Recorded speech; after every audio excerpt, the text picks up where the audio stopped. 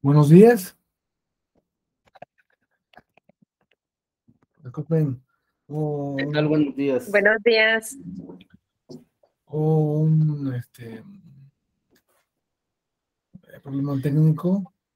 eh, Presento mis disculpas y agradezco su paciencia por estar, sobre todo el hecho de estar aquí desde 7 de la mañana a esta hora, este día. Y pues daremos comienzo a una clase que tiene que ver con las personas humanas.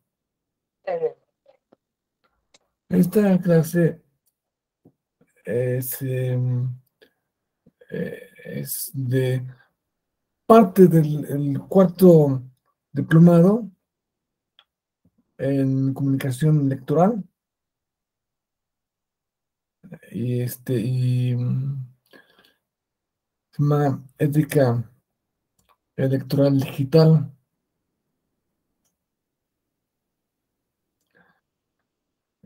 Quisiera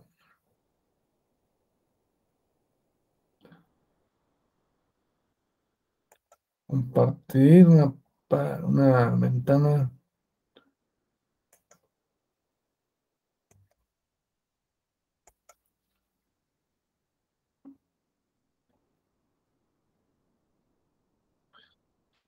¿Todos están pudiendo ver la presentación? Sí, doctor. Excelente. Sí, ya se ve, doctor, gracias. Bueno, pues, sin más preámbulos, vayamos a esto.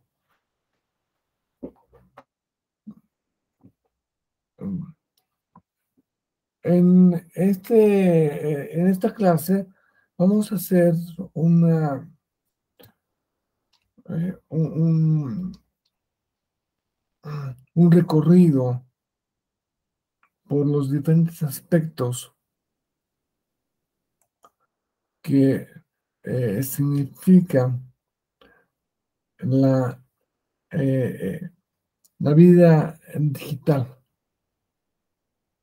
y cómo eso impacta al mundo electoral y por consiguiente qué, qué enseñanzas podemos extraer o qué requisitos o qué imperativos éticos supone esa, esa realidad.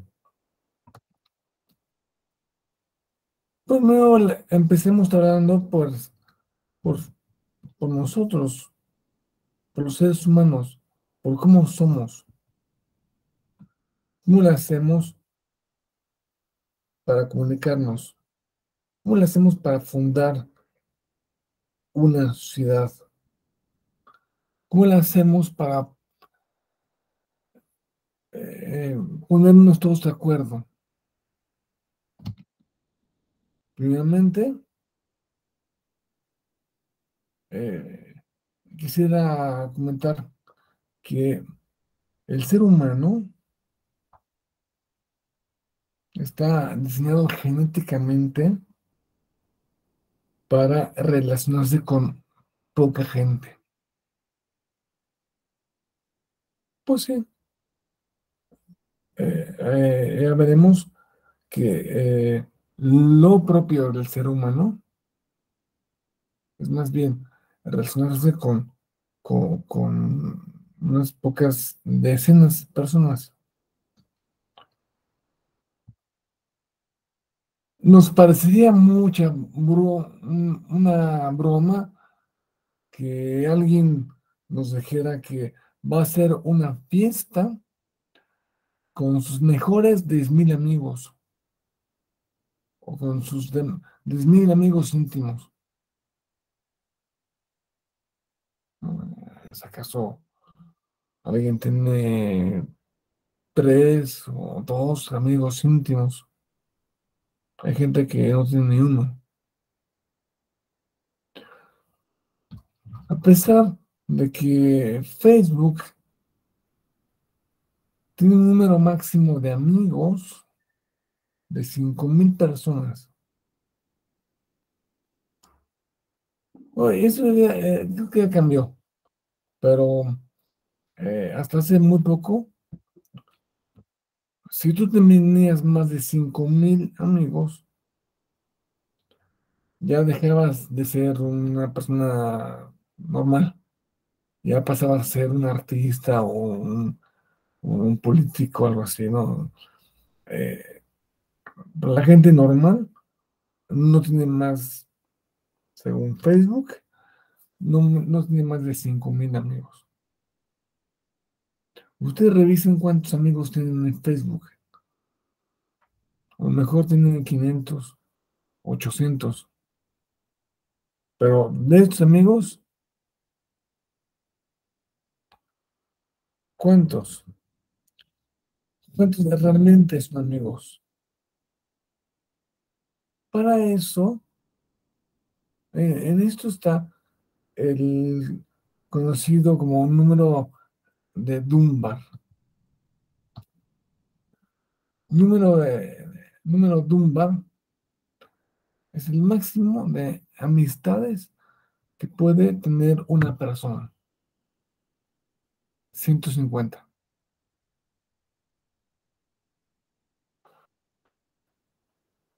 O sea, en la vida real, dejemos de Facebook, porque Facebook uno puede tener un amigo, a lo mejor ustedes ven sus amigos en Facebook, eh, va a pasar que a lo mejor ni siquiera conocen a alguien, ¿no? Oye, ¿quién es este? ¿De dónde salió este? En la vida real, no solemos tener más de 150 amigos.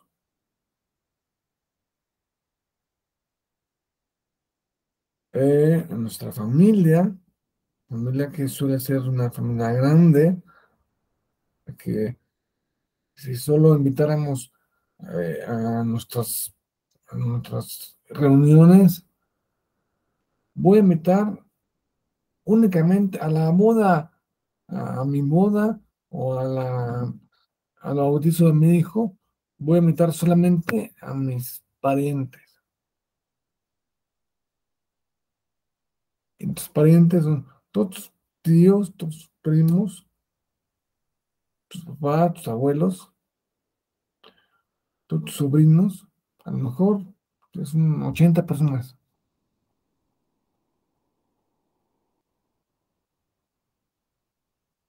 El número de un bar es fruto del estudio que hizo un antropólogo británico que se llama Robin Dunbar, que concluyó que los seres humanos no podemos tener más de 150 relaciones significativas. Bueno, la relación con mi mamá y con mi novia, pues sí, es una relación significativa. La relación con la esposa del guardián, del policía en la calle, que la vi una vez pasar, no es significativa. La relación que tengo yo con con la señora que me atendió en el súper, no es una relación significativa. Significativa, esto es una relación con un amigo, con una amiga. puede ser con un maestro, una maestra, con un pariente.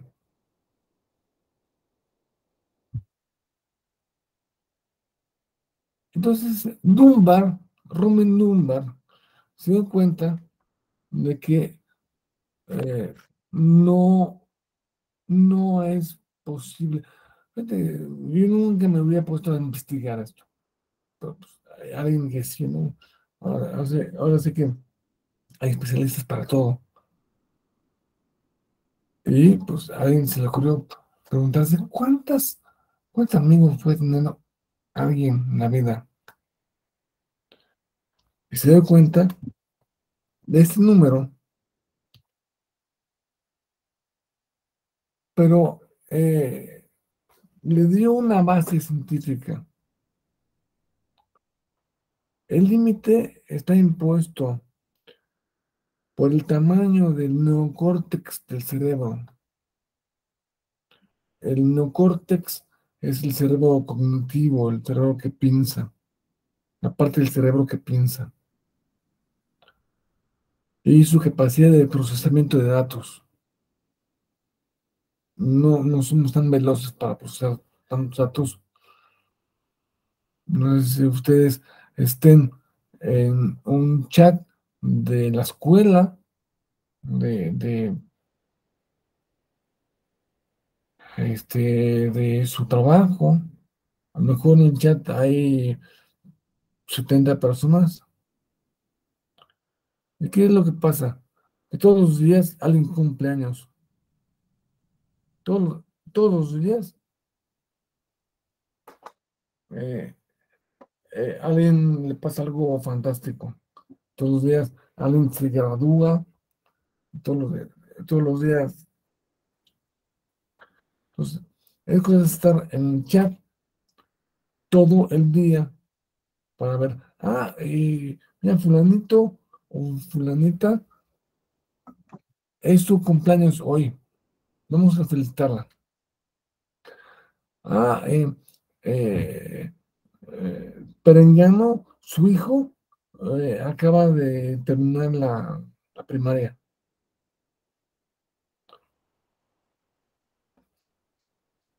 Entonces, no estamos hechos para tanta gente, más bien para poca gente. Y pues, a esto hay que agregarle el tiempo, este, que es un límite para cultivar relaciones sociales. Yo no puedo estar yéndome eh, tomando un café y platicando de algo todos los días, a todas horas, con mucha gente. Y pues, en fin, esa cifra de Dunbar eh, es algo aproximativo y se varía en cada persona. Hay quienes podemos tener un mucho menor número o un mucho mayor número. Y esto también depende de,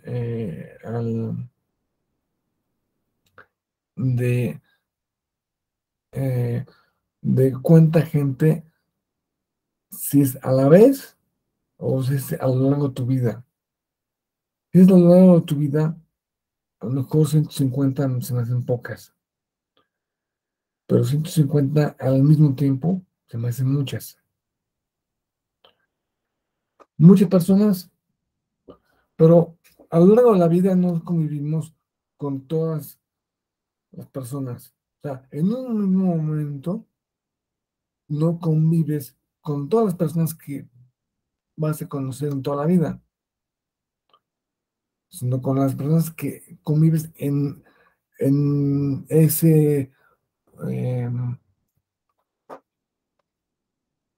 en, en ese momento, cuando estás en en la prepa, cuando acabas de salir eh, cuando acaban de entrar a trabajo, cuando te mudaste de ciudad, te fuiste, no sé, a San Luis Potosí, eh, tú naciste en Mérida y tú luego te vas a San Luis Potosí.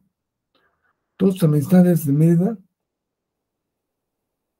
ya una vez, tienes que hacer nuevas amistades en San Luis Potosí. O, em, en fin, esto es para decirles que el ser humano no evolucionó para tener tribus muy extensas.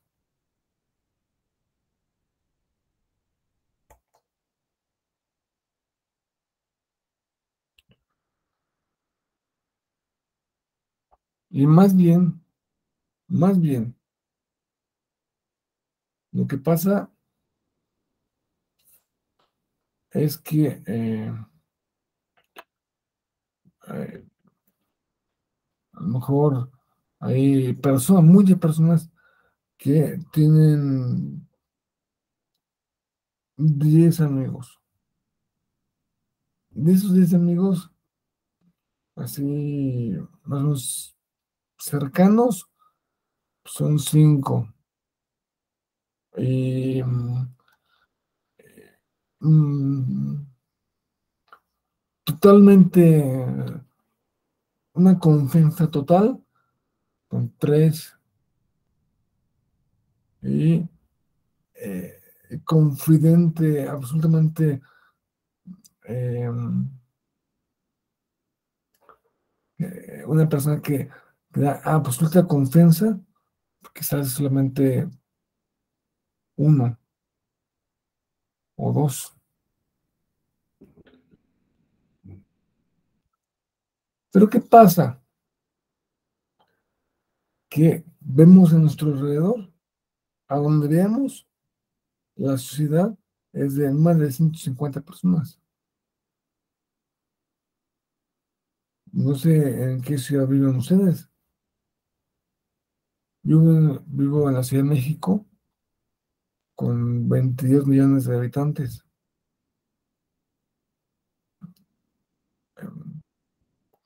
Es decir, las sociedades humanas actuales son de muchos más que 150.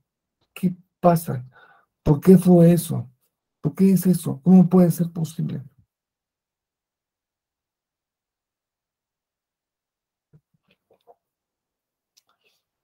La respuesta quizá habríamos que, em, que buscarla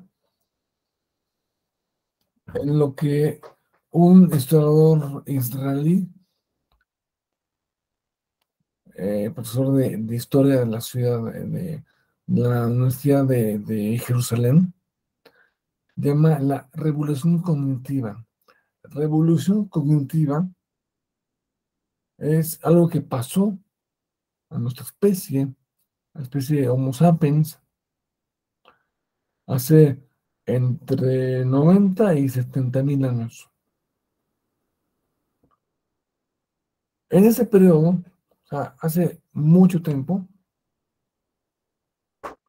bueno, debemos estar conscientes de que el ser humano, o sea, el Homo sapiens, tiene una historia de más o menos 250 mil años. Me refiero a que hace 250 mil años, o sea, que podemos encontrar fósiles o restos de humanos de hace 250 mil años que son exactamente iguales a lo anatómicamente hablando a los humanos modernos.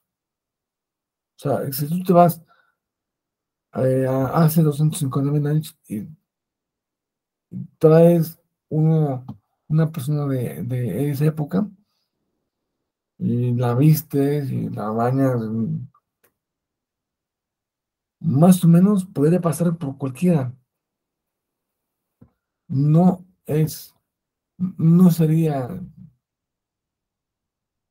no llamaría la atención, vaya. Si buscas restos de más años, pues a lo mejor sí, de- de- es- es- obviamente que hubo alguien, ¿no? O- pero eso ya no es propiamente Homo sapiens, son nuestros antepasados más pasados. Bueno, la revolución cognitiva es lo que hizo al ser humano como es ahora. Por eso lo ponemos 70.000 años, algo cercano. Es cuando, según este historiador, nuestros antepasados aprendieron a hacer cosas nuevas que sus antepasados no hacían.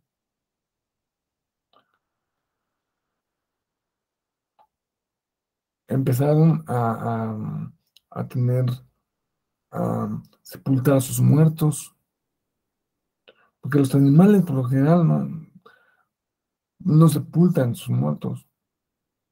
Ustedes ven una manada de, de cebras, se muere una cebra y las demás corren.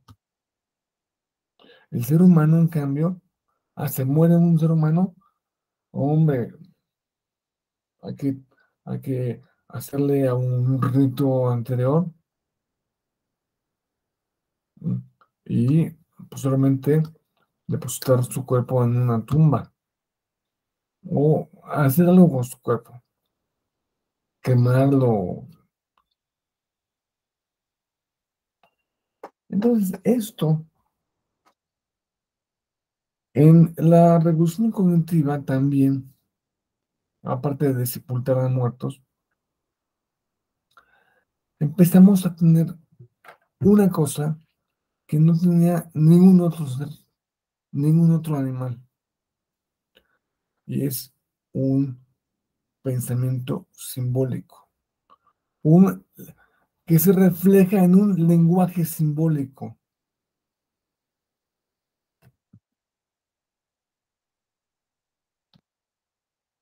Esta capacidad nos permite dar mensajes eh, complejos, porque un simio,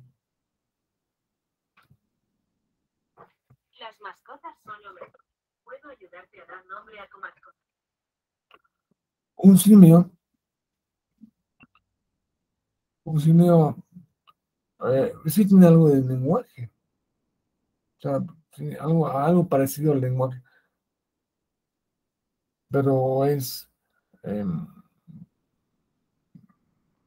por ejemplo, se han hecho muchos estudios que su lenguaje es más o menos, ahí viene el león, súbanse al árbol,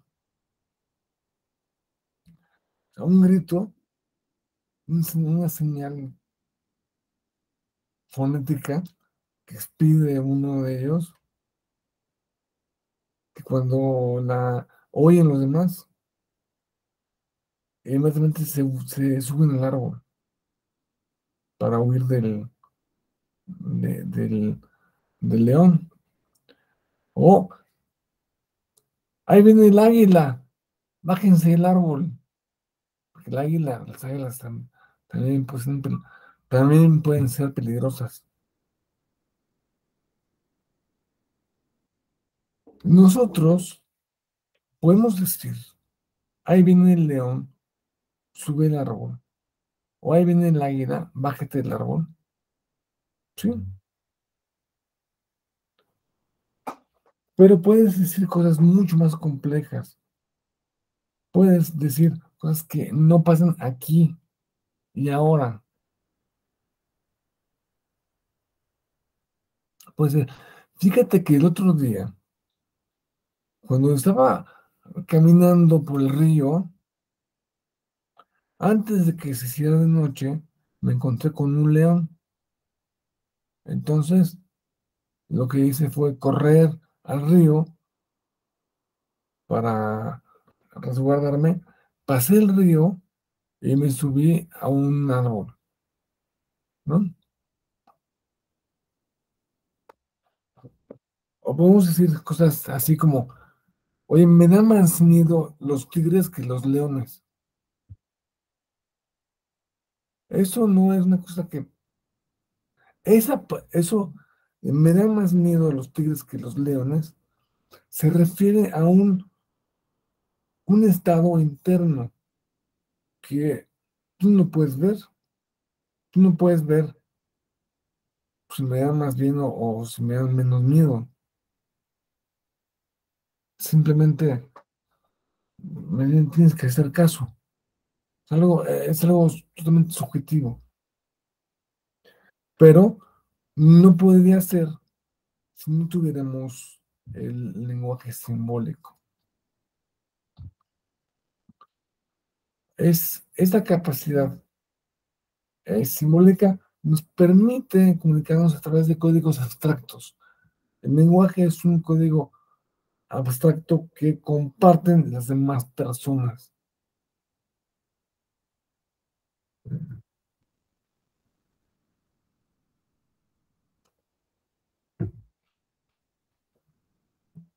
Este código, en idioma, puede ser, claro que sí, compartido por mucho más de 150 personas. Puede ser que no hablen, pues, ¿cuántas personas hablan?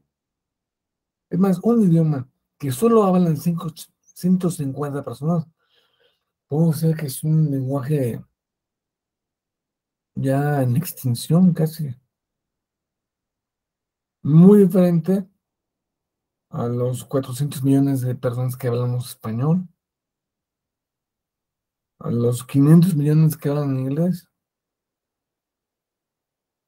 a los 1400 que hablan chino mandarín. El lenguaje es lo que hace posible la cultura humana. Es lo que hace posible ser como somos.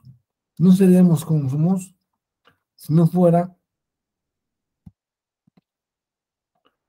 por el lenguaje, por esta capacidad simbólica.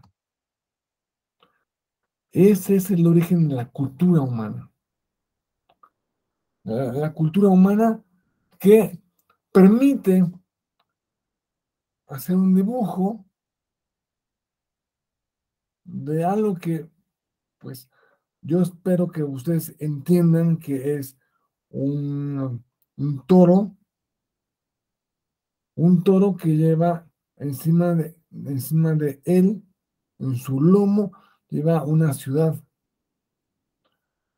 O sea, la capacidad imaginativa que es propia de la cultura humana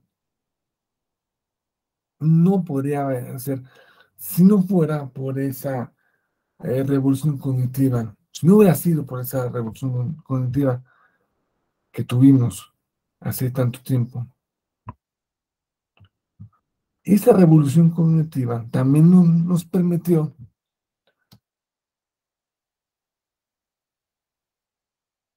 hacer ficciones como el águila es el guardián de nuestra tribu. El oso es el guía, es el símbolo de Rusia, ¿no? El águila de la serpiente es el símbolo de México. Eso es impensable que lo haga un perro o que lo haga, simplemente que lo haga otro primate, que lo haga un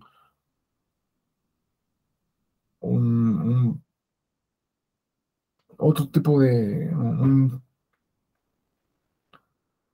simio.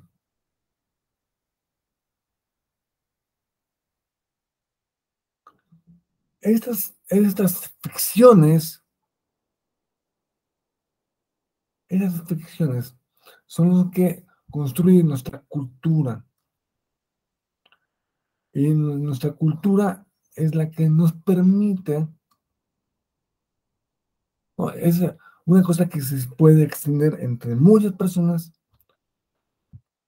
y nos permite establecer relaciones flexibles entre muchos seres humanos. Por lo general, ustedes salgan al súper y normalmente, mientras están haciendo la compra, se van a dar cuenta de que no conocen a nadie. Todos son nuevos. No, usualmente no conocen al joven que está poniendo las galletas o, o a la señorita que está sirviendo el pescado o a la otra señorita que está cobrando eh, la mercancía.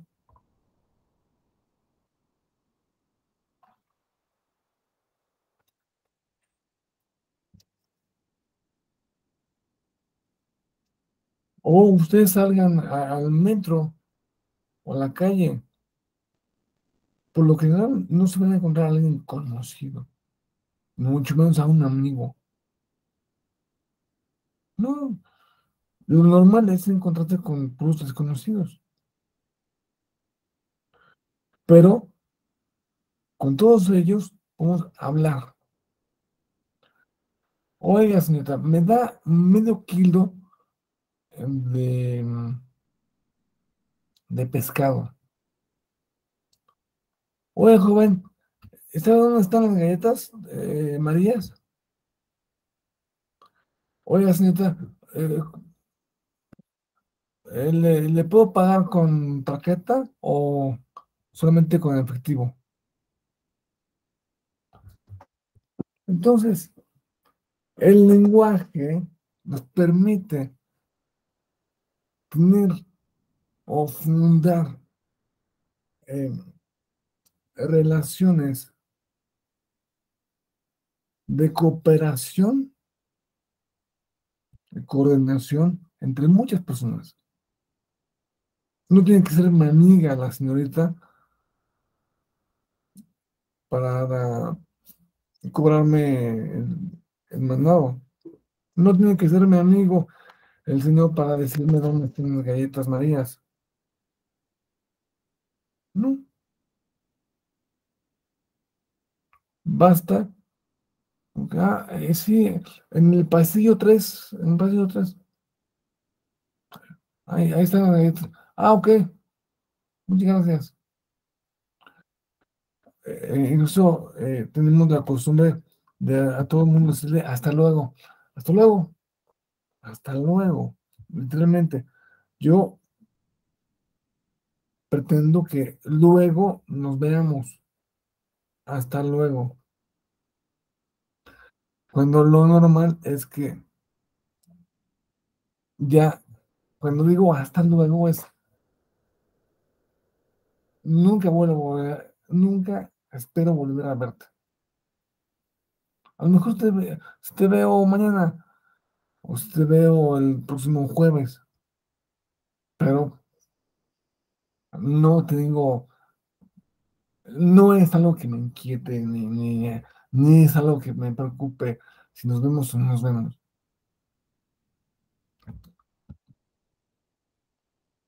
Esta capacidad simbólica es la que permite crear sociedades complejas, estratificadas, con unas clases mm, altas, medias, medias bajas, medias clases bajas, ¿no? Eso es lo normal. Todas las sociedades son así. No hay una sociedad en que todos sean, bueno, en que todos sean ricos. Sí hay sociedades en que todos sean pobres. Más bien, lo normal en el ser humano, si ustedes ven la historia del ser humano, por miles de años, todos somos pobres. Todos. Es lo normal. Solo a una familia se le ocurrió este, criar una vaca y de esa vaca empezó a vender leche y carne y empezó a acumular más dinero. Y entre toda la sociedad de pobres, esa familia empezó a ser un poco más rica. O sea, que lo habitual entre los seres humanos es que todos somos pobres. No digo que sea lo mejor. Digo que históricamente, ustedes se van a hace 50.000 años y los seres humanos que se encontraron ahí, pues todos eran, aunque hubiera un rey, un, un rey, imagínense, un líder de una comunidad de hace 50.000 años,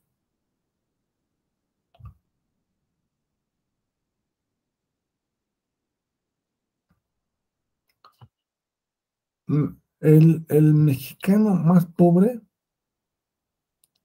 tiene mucho más que ese rey de hace 50.000 años. Tiene mucho más en cultura, tiene mucho más en comida, en ropa, en, en salud, en todo. Entonces,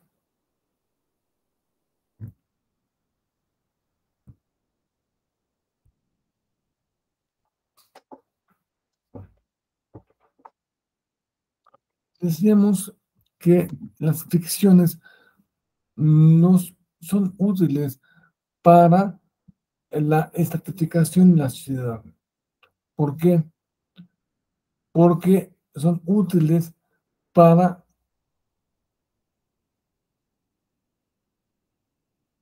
pensar, para eh, la existencia de ciertos elementos sin los cuales la sociedad no sería igual. Digo, primeramente el dinero. El dinero. O sea, si ustedes ven, el dinero, ustedes traen un billete, pues es un pedazo de papel. Si tiene valor, ese pedazo de papel dice 100 o 50 o 500 o 20,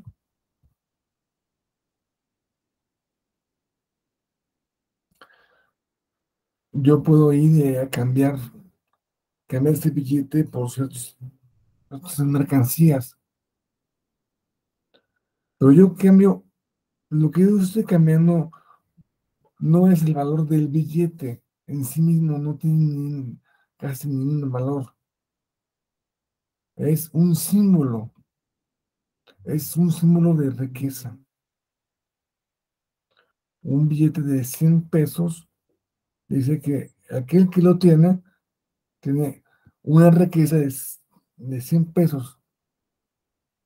Bueno, la misma, lo mismo que la misma palabra de 100 pesos, o sea, los pesos, los dólares, los euros, son figuraciones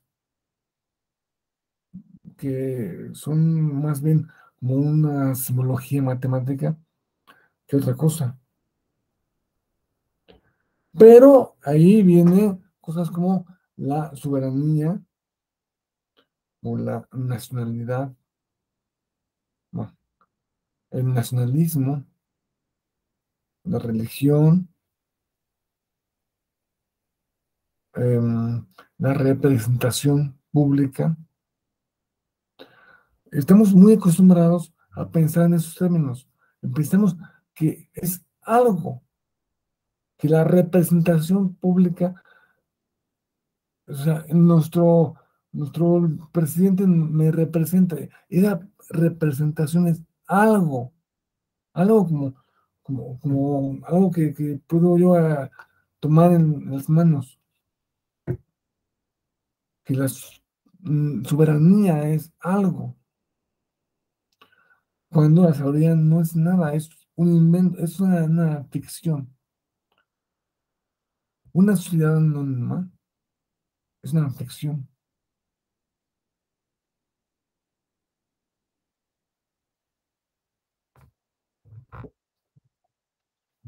Pero, ¿cómo sería una sociedad sin derechos? Sin, sin una organización donde unos fueron representantes de otros. No sería posible. En eh, nuestra capacidad simbólica nos permite crear mitos, y esos mitos los convertimos en cosas que sirven, funcionales. Las ficciones, los derechos, finalmente, son ficciones funcionales, que no es que no existan. Cuando digo ficción, no me estoy refiriendo a una simple imaginación. Digo una ficción, una creación de la mente. Esa creación de la mente es útil y necesaria para construir nuestra sociedad, como conocemos. Es necesario para nombrar a alguien que sea el líder. Yo me sorprendo mucho el liderazgo que está teniendo el presidente de Ucrania. Pues otro podría haber corrido sabiendo que él era el objetivo número uno. O sea, él, pero en cambio se quedó en su país, se quedó gobernando. eh, ¿Qué hubiera pasado? ¿Qué hubiera pasado si Zelensky hubiera huido el 24 de febrero o el 25? Porque ya los rusos hubieran conquistado Ucrania en un día. Sin... Entonces, pero es necesario que la sociedad ucraniana nombrara a un sujeto como su presidente y que ese sujeto estuviera al frente de las acciones defensivas, y no solamente defensivas, sino organizativas, porque organizó a todo el mundo, literalmente a todo el mundo.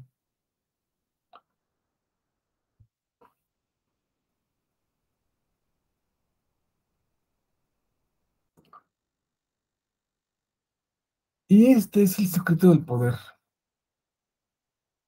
Ese es el secreto del poder.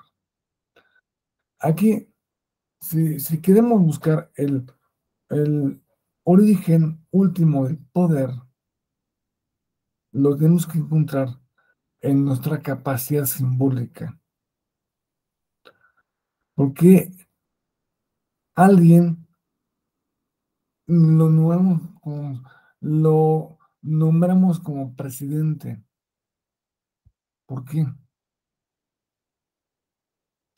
Porque ese alguien tiene poder. ¿Qué es el poder? El poder es em, la capacidad de hacer, no, la capacidad de mandar y hacer que te obedezcan, aunque no quieran. Claro que lo común es que los que obedecen lo hagan sin coacción física.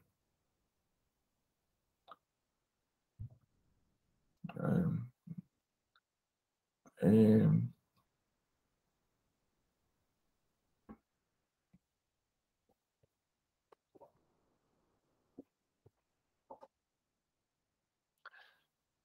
los que obedecen ahora, los reyes, emperadores, presidentes, gobernadores, normalmente no tienen que mandar al ejército para, o a la policía para obligarte a obedecer, obligarte a pagar impuestos, a obligarte a ir por la derecha y no por la izquierda en la calle, o a obligarte a tantas cosas que nos dice la ley que hagamos. No hace, no es que la sociedad sea un líder y los demás esclavos. No,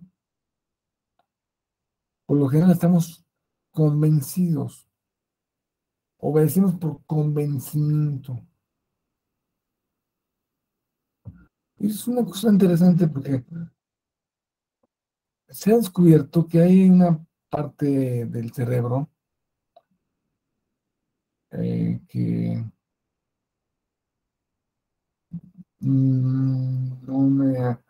no recuerdo así bien, es una amígdala que en, en todo el mundo, en todas las personas suele tener una flexibilidad determinada, pero hay algunas personas donde está endurecida esa amígdala. Entonces, que las personas que tienen endurecida la amígdala son más crueles. Ve y lánzale un misil a estos malditos que se mueran todos. Porque ya algo tiene en el cerebro. Algo, algo que en el cerebro que no tienen las demás personas. Pero yo, se entiende que hay gente como Putin, por ejemplo, que es un maldito, pues, pues, es un asesino. Eh, mm, sea un cuate con una disfunción mental, cerebral. Pero ¿por qué obedecen las demás personas? ¿Por qué hay millones de rusos que lo obedecen? ¿Por qué? ¿Qué tienen en el cerebro para obedecer? El cerebro no tiene nada diferente a el mito. Lo que tienen es mito. Lo que tienen es cultura. Lo que tienen es una serie una serie de imaginaciones. Hay que obedecerlo. Y obviamente que iba a ser loco, pero no es loco, esa presidente, cuando dice, 300.000 soldados van a Ucrania, y los 300.000 soldados, pues, algunos fueron, no sé en qué proporción fueron, o han ido, o están yendo plenamente convencidos. Pero el convencimiento nace de un mito que les enseñaron desde que tenían 3 años, 4 años en el kinder. Rusia es el mejor país del mundo. Rusia no tiene fronteras. Rusia debe obedecer. Rusia es un gran imperio. Si a ti te meten en la cabeza eso desde que tienes 3 años, créeme que vas a acabar pensando que los demás seres humanos son inferiores y que merecen obedecer, que merecen, eh, que merecen eh, ser menos que los de tu nación. El nacionalismo es un mito y es uno de los más peligrosos, por lo que estamos viendo. Pero no solo el nacionalismo, sino que pues todos hay otros aspectos de la cultura, lo que entendemos por cultura, el matrimonio, por ejemplo, aquí esta foto es de unas bodas hindús.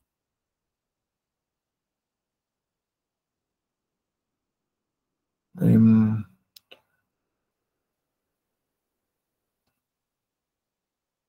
de ahí nace nuestra capacidad de llenarnos de, de mitos, de mitologías, de imaginaciones.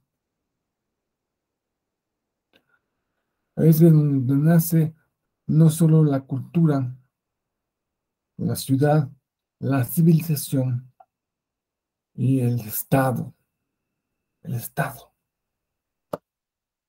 El Estado es el fruto del imaginario de muchas personas.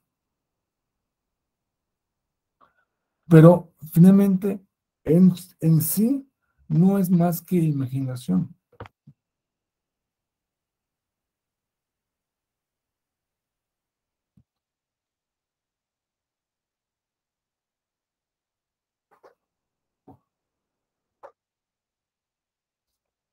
Las, rela- las religiones, o más que no solo las religiones, sino el simbolismo. Estamos eh, capacitados para descubrir qué significa cada símbolo y descubriendo qué significa cada símbolo es que vimos una señal que dice em, em, en la calle vemos unas figuritas. Ah, sí, son unos niños que cruzan la calle. Entonces tengo que ir más lento.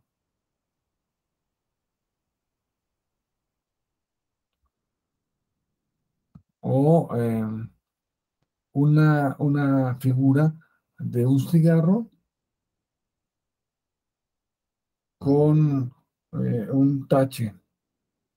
Ah, no se permite fumar aquí. Aquí no se permite fumar. No sé cuántos ustedes fuman, pero es algo que les exhorto a que dejen de hacerlo. Eh, esto, esto provoca un efecto dominó.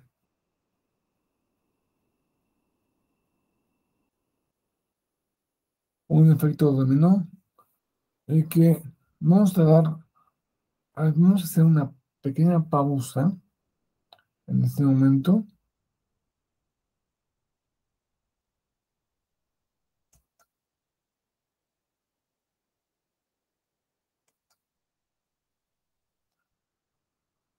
Una pausa para,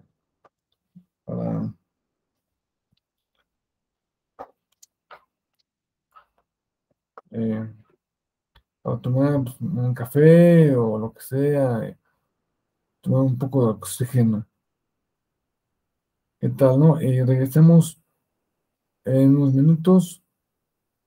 ¿Les parece a las 8:25? Pueden Ok, apagar, doctor.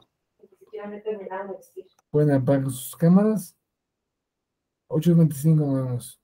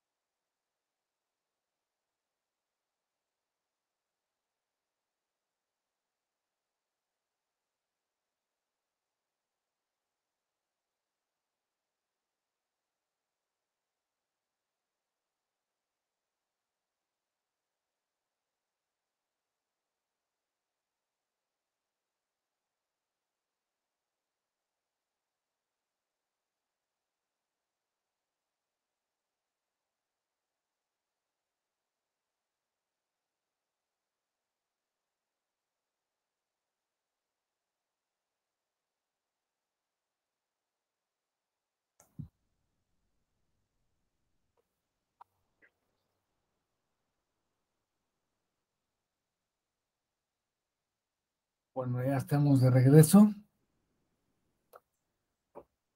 Ya estamos de regreso para dar seguimiento al resto de la clase.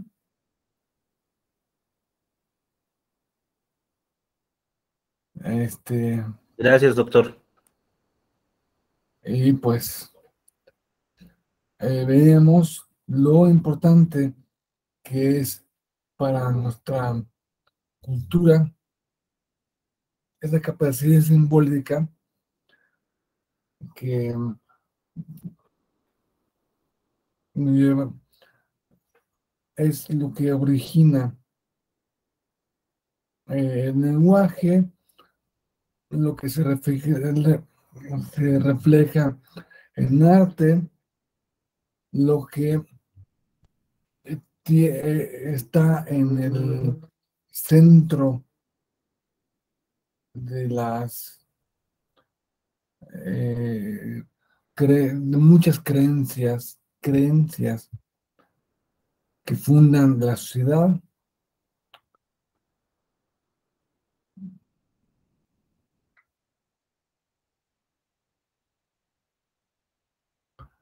Y pues pasaremos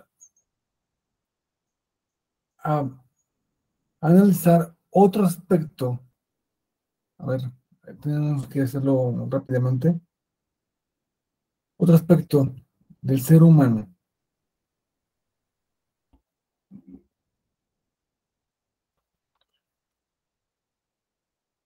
de máxima importancia,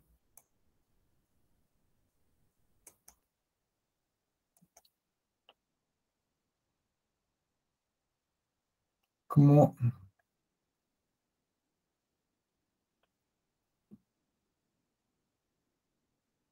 si se puede apreciar la presentación.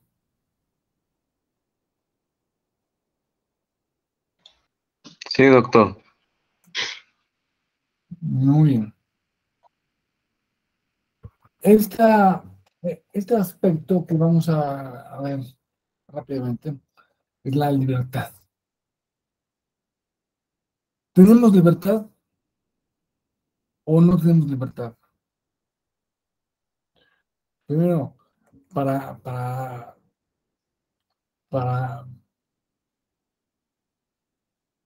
para respondernos esta pregunta, lo más conveniente es ver qué es la libertad. ¿A qué nos referimos con libertad? La libertad responde a una paradoja, porque lo que contemplamos en el mundo, en el universo, es que todos los efectos tienen causa. No, si algo pasó es por causa de otra cosa anterior, y eso anterior es efecto de otra causa anterior, y otra causa anterior, y otra causa anterior.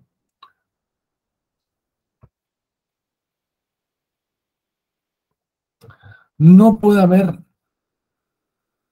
efectos sin causas. Pero un momento, la libertad es algo paradójico, porque es lo único que podemos ver en el universo que puede ser un efecto sin causa.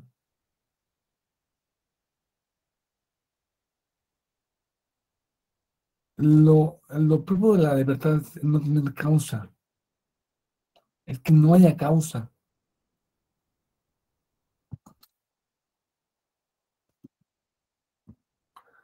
Y esto, pues, ha llevado a muchos pensadores a decir, No, sí, es que en el fondo sí hay causa.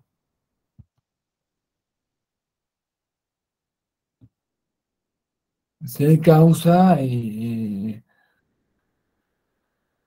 pues lo que pasa es que tú no sabes cuál es la causa.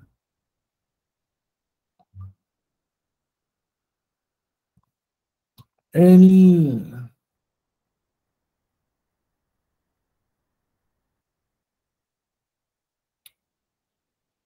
ser humano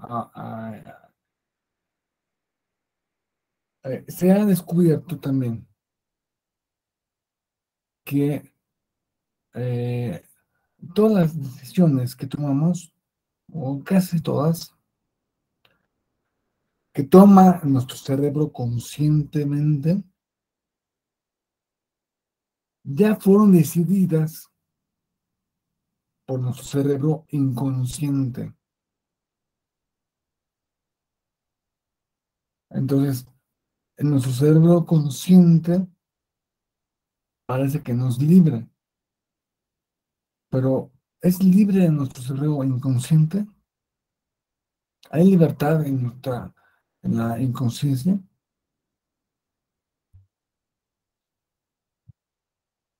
¿Quién-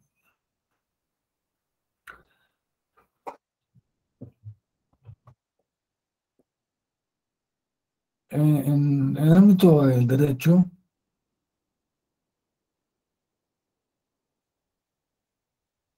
no, no se hace esas preguntas.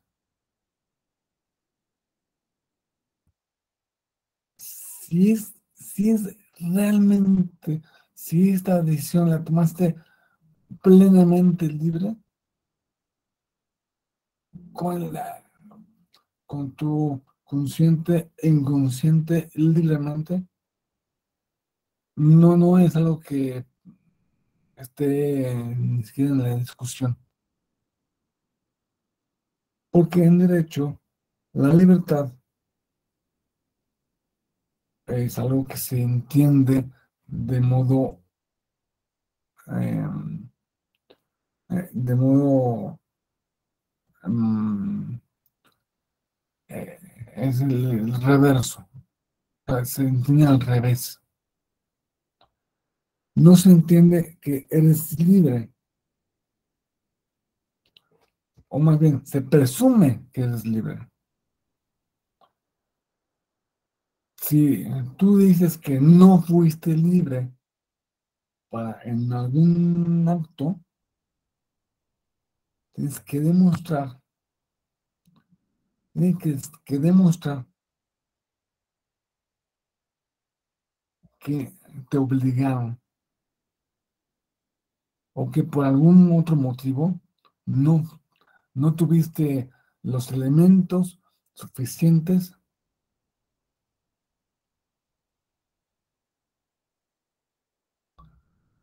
para decidir.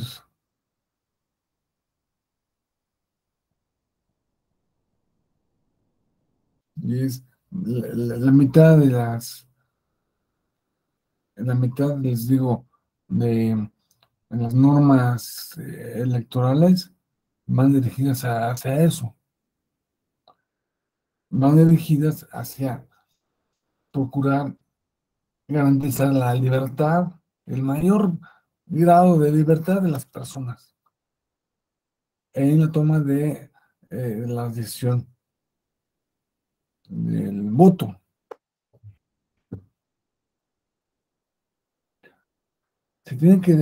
Se supone, se presume que quien va a votar y emite un voto,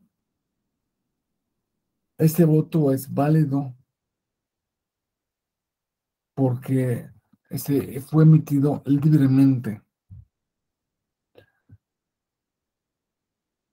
Si yo quiero decir que no hubo libertad, tengo que demostrar que eh, pues las causas de nulidad,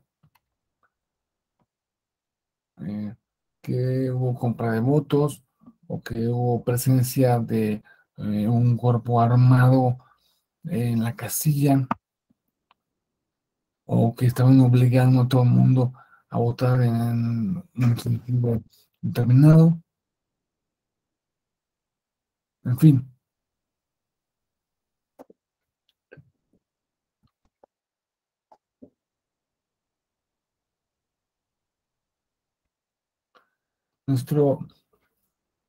Realmente quien toma las decisiones es nuestro subconsciente. Muchas veces proviene del inconsciente, que son cosas diferentes, o del inconsciente profundo. La, la publicidad está dirigida a nuestro, no, por lo general no está dirigida a nuestro consciente, sino a nuestro subconsciente o a nuestro inconsciente profundo.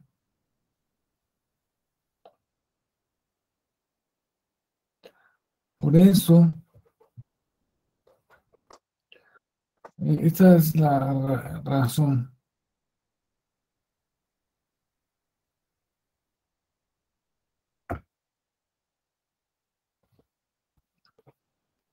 en la que los políticos, a la hora de hacer campañas políticas,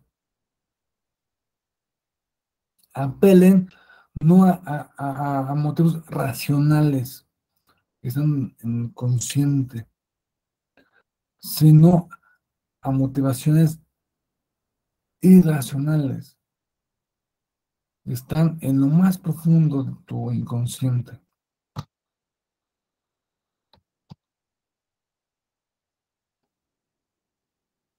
La libertad, entonces, no se entiende, más bien, en derecho, especialmente en derecho electoral, se entiende como algo que se presume y tienes que demostrar que no votaste o, o- o que las votaciones no fueron así por una presión externa, una presión ilegal, una presión que no se puede, eh, inaceptable. Vaya. Pero esta libertad, de nuevo, ¿qué tanto? Vemos que es una parte importantísima de nuestro ente social, ¿verdad? Es un ingrediente fundamental de nuestra sociedad.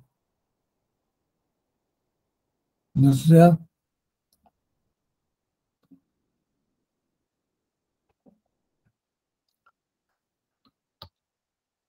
que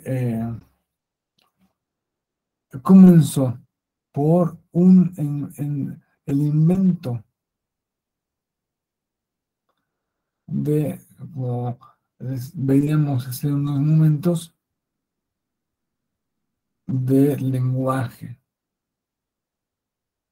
de comunicación profunda, de comunicación simbólica.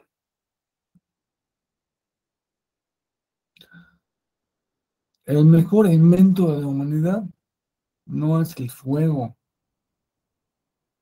por supuesto, no es la rueda. El mejor invento de la humanidad es el lenguaje.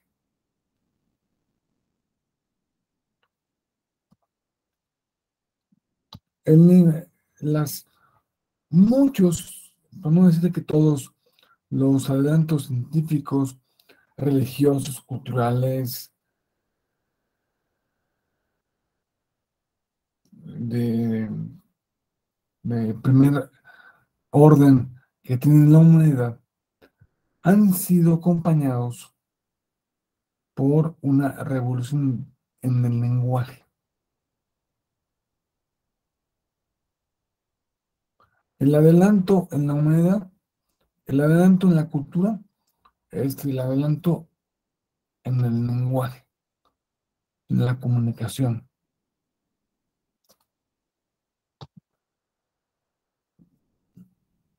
Esta comunicación no solo se refleja en unas palabras que nos decimos unos a otros, sino que se refleja también en otro clase de producciones simbólicas como el arte, eh, la poesía, la arquitectura, el cine.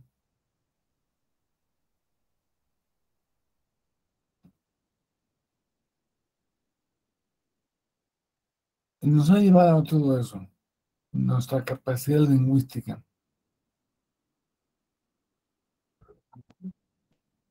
Primero, si el lenguaje apareció más o menos en en lo que llamamos revolución cognitiva hace 70.000 años, pasaron muchos años donde el ser humano solo se comunicaba oralmente. ¿Qué pasó? Que alguien, por motivos diferentes a la comunicación, por motivos comerciales, inventó él la escritura. Después del lenguaje hablado, la gran invención es la escritura.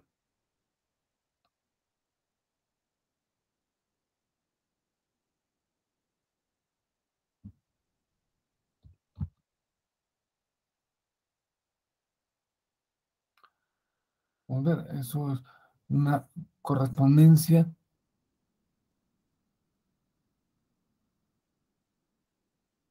mm, de un griego a otro griego.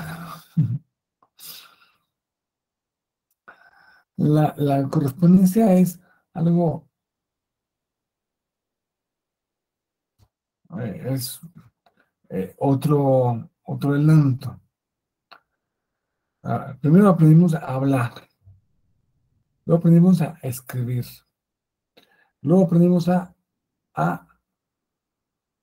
comunicarnos por medio del correo.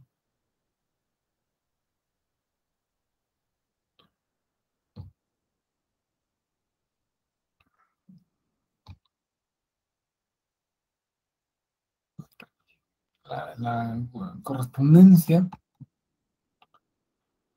implica el envío de una serie de mensajes complejos eh,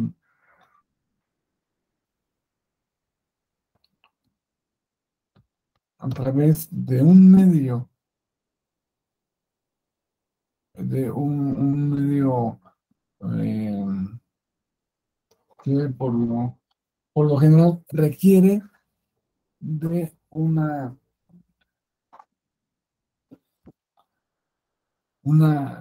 organización social pues más compleja, porque tener un servicio de correos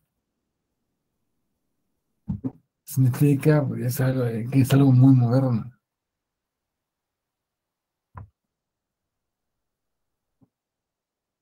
Dejémonos de la escritura y el consciente correo.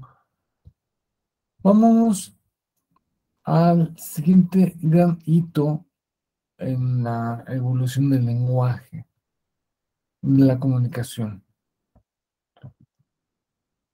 Es la imprenta. Vamos a ubicar que en el año 1440, un señor que se apellidaba Gutenberg inventó esto para permitir que el mensaje, que esa escritura fuera reproducida muchas veces. Y obviamente el primer libro que se imprimió en la imprenta fue la Biblia. ¿Cómo era la Biblia antes de la imprenta?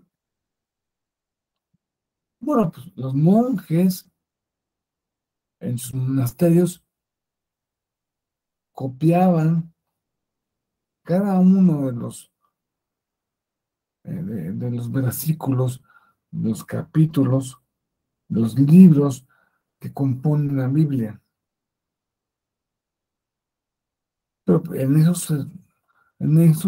aparte lo decoraban muy bonito y pues para hacer una Biblia, pues a lo mejor el monje se podía tardar 3 años, ¿no? Y hacía una y se quedaba en su monasterio o se quedaba para uso personal o se que, o se que, o le mandaban para el uso del obispo que está en otra ciudad. Pero con esto, con la imprenta, pues no vamos a decir que es mucho más rápido. A lo mejor se tarda 6 meses,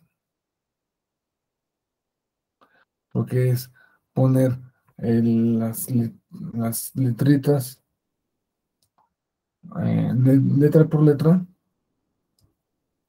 eh, en el mental. Pero aquí la diferencia es que no sale una, sino que salen 10, o salen 15, o salen 50, o salen 300 ediciones. Que por cierto ahora valen la millonada. Son es lo que se llama los incunables. Entonces, se construye la primer Biblia, debe estar en el museo, ¿no? Pero de esa, de esa edición, ahora deben valer millones de dólares cada una. Bueno, después del lenguaje, la escritura, correo, la imprenta, el siguiente gran hito en la comunicación humana que podemos ubicar es el telégrafo. Telégrafo es una cosa que inventó un señor que se llama Samuel Morse para comunicar ciertos mensajes a través de unas señales eh, que ustedes conocen muy bien, y que son pulsos eléctricos. Es lo que antes daba, porque antes la correspondencia era en caballo, la comunicación iba a la velocidad de un caballo, que no es muy veloz. Con esto, con el telégrafo, ya las comunicaciones empezaron a ir a la velocidad de la luz. Claro que un telegrama, pues, es un mensaje muy breve, muy escueto, y donde no dice que es nada, ¿no? Pero,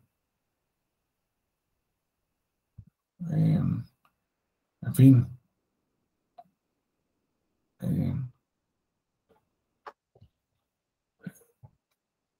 fue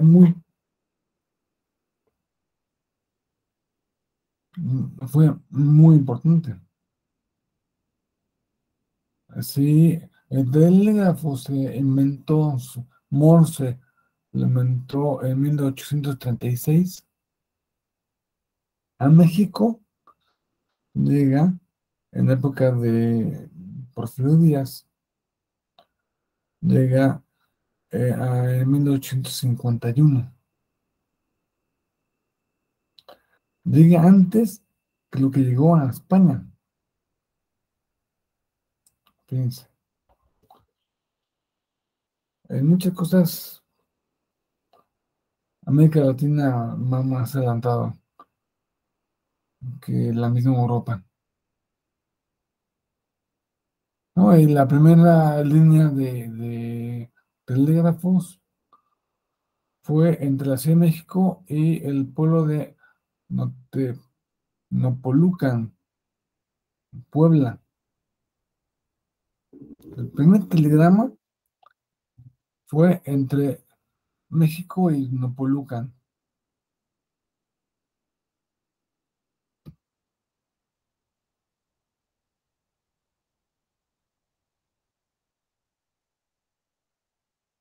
Y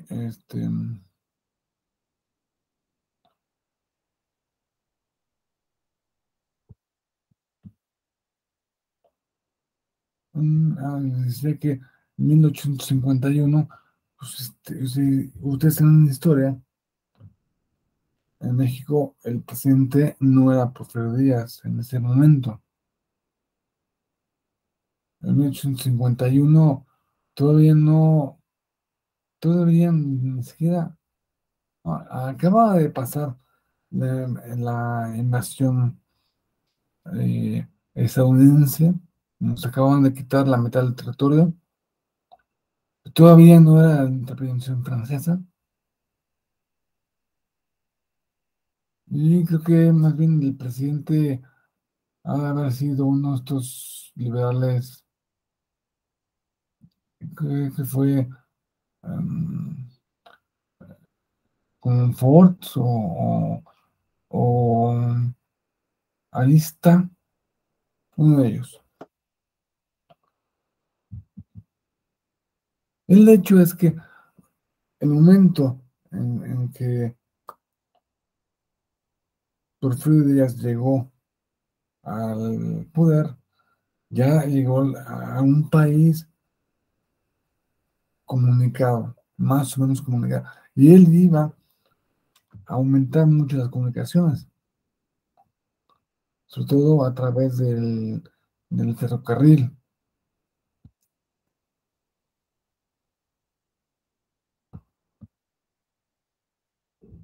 Y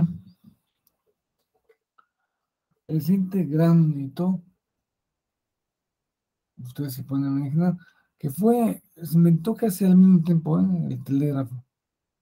El teléfono se inventó pues, un año después o algo así, 2 años después. El teléfono se inventó. Aquí tienen a su izquierda el primer teléfono, el primero,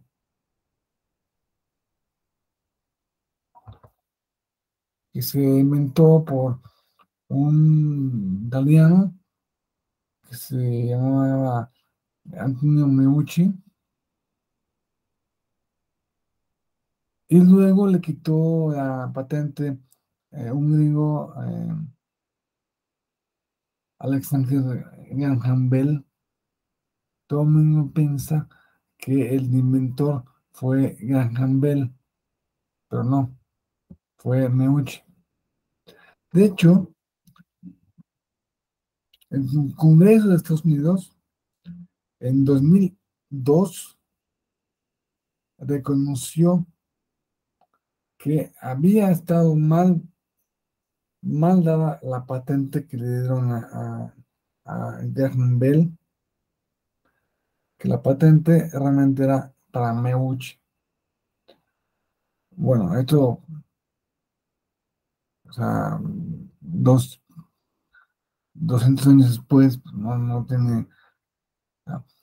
El, el efecto fue más bien simbólico, pero,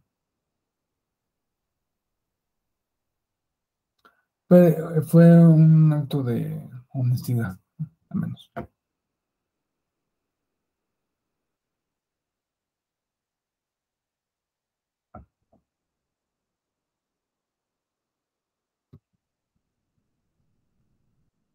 el siguiente hito en la comunicación, después del teléfono, fue la radio. Esta es la foto de la primera radio. Esta es la primera. La inventó un tipo que está más o menos de moda. Ustedes han oído, supongo, mucho de él, que es Nikola Tesla. Ahora se puso más. Lo conocemos eh, seguramente por los coches, ¿no? Por la marca de coches Tesla, que recupera el apellido de ese inventor, que fue de los más importantes, de los más importantes, de, eh, de los más importantes en creadores de cosas que, que tienen nuestra cultura. Claro que Tesla era serbio, pues todo el mundo dice que el que inventó el radio fue Marconi,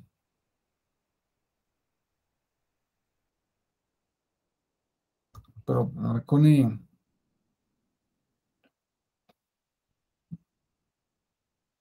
Tesla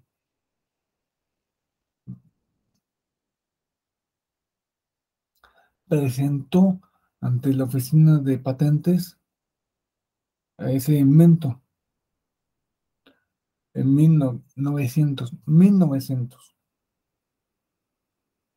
el año 1000, pero no lo patentó, vaya, simplemente lo presentó. El que sí lo patentó fue Marconi,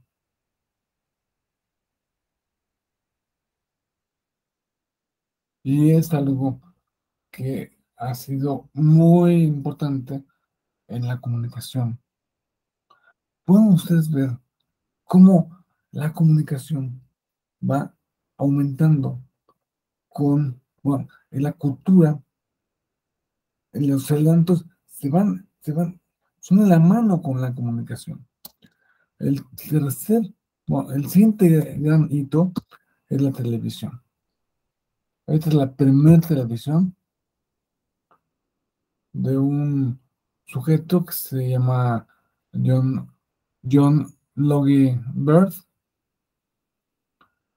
que inventó lo que, bueno, su televisión verde, o no sé bien cómo se pronuncia.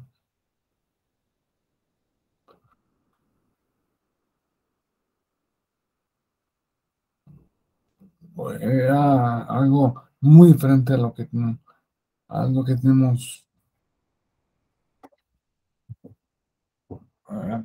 actualmente.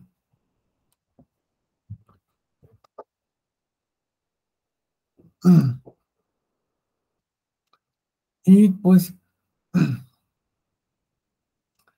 mientras más nos comunicamos, más va creciendo nuestra capacidad de, de, de relación cultural. Que tenemos el teléfono móvil, el teléfono celular, que le damos desde 1983. Digo, eso no fue hace mucho tiempo, ¿eh? Lo que tener un teléfono así, pues es como traer una maleta. No sé qué tanta fidelidad tuviera en el sonido. El primer teléfono móvil celular fue un Motorola, Dynatac. 8000X de Motorola.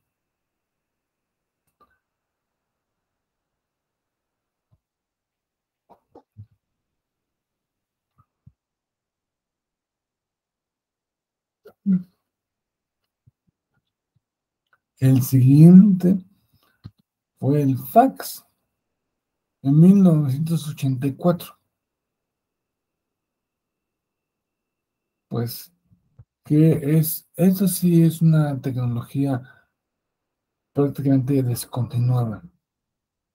Ya nadie usa fax.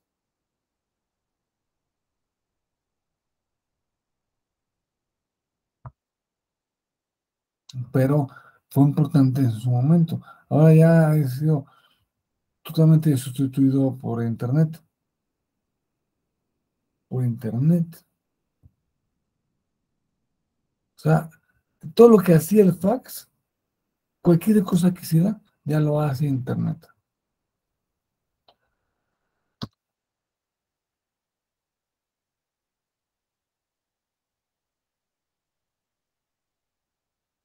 Y con esto nos quedamos. Nos vamos a quedar aquí. Son las 9:02. Yo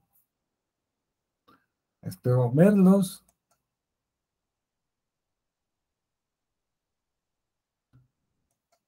de mañana. Así que creo que tampoco vaya. Creo que no se presenten los problemas que se presentan hoy. Y sí podemos comenzar la clase a tiempo.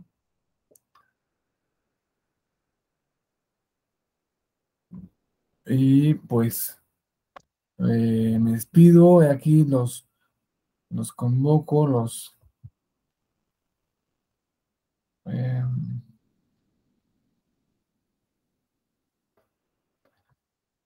les pido que estén mañana en el mismo lugar, mismo canal, misma hora,